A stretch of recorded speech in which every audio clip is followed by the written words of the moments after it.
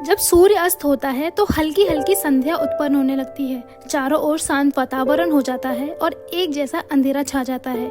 सभी जीव जंतु पशु पक्षी अपने अपने निवास स्थान को चले जाते हैं। हल्की हल्की हवा चलने लगती है। हम जब आसमान की ओर देखते हैं तो सूर्य अस्त होता रहता है और कुछ तारे आसमान में टिमटिमाने लगते हैं।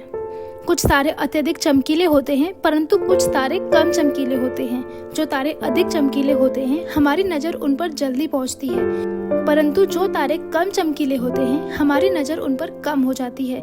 इसीलिए हम उन पर ध्यान नहीं दे पाते और उनकी सुंदरता फीकी पड़ जाती है। उन सब में से एक ऐसा तारा होता है जो अधिक चमकीला होता है, जिसके आने से पूरा आसमान जगमगा जाता है। वह इतना सुंदर और चमकीला होता है कि उसके जगमगाते ही लोगों के चेहरे पर खुशी आ जाती है। उसे हम स्वाति नक्षत्र के नाम से जानते हैं। अत्यधिक चमकीला और सुंदर होने के कारण उसके आने से लोग खुश हो जाते हैं। इसीलिए बाकी के नक्षत्र स्वाति नक्षत्र से ईर्ष्या करते हैं और वे सब अपनी ईर्ष्या की कहानी श्री नारद मुनि को बताते हैं। नारद मुनि उन सभी तारों को समझाते हुए कहते हैं कि देखो, जो सब्र करता है उसकी कीर्ति संसार में अवश्य होती है और मुझे प्रतीत होता है कि आप लोगों में धैर्य नहीं है, इसीलिए आप लोग संध्या काल होते ही तुरंत जगमगाने लगते हैं।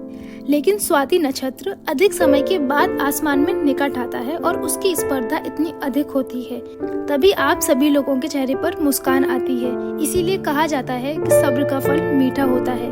यदि तुम देर में आसमान में टिमटिमाते होते तो तुम्हारा भी महत्व होता, तुम्हें भी लोग अलग अलग नाम से जानते। ये हम सब जानते हैं कि जल्दबाजी में लगाया हुआ निशाना हमेशा अपने गोल से बाहर जाता है।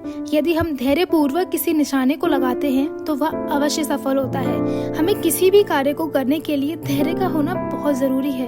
यदि हम धैर्य पूर्वक किसी भी कार्य को करते हैं तो अवश्य ही सफलता के दरवाजे खुलेंगे। धैर्य एक ऐसा माध्यम है जो विकट परिस्थितियों में भी मनुष्य के मस्तिष्क का संतुलन बनाए रखता है और उसको आगे आने वाली चुनौतियों से निपटने के लिए मार्ग बतलाता रहता है। बड़े बड़े महात्मा और महापुरुष बताते हैं, यदि हमें किसी भी कार्य में सफलता पानी है तो उसे चिंता से मुक्त होकर सब्र के साथ करना चाहिए, तो परिणाम अवश्य ही अच्छा और सफलता के साथ मिलेगा।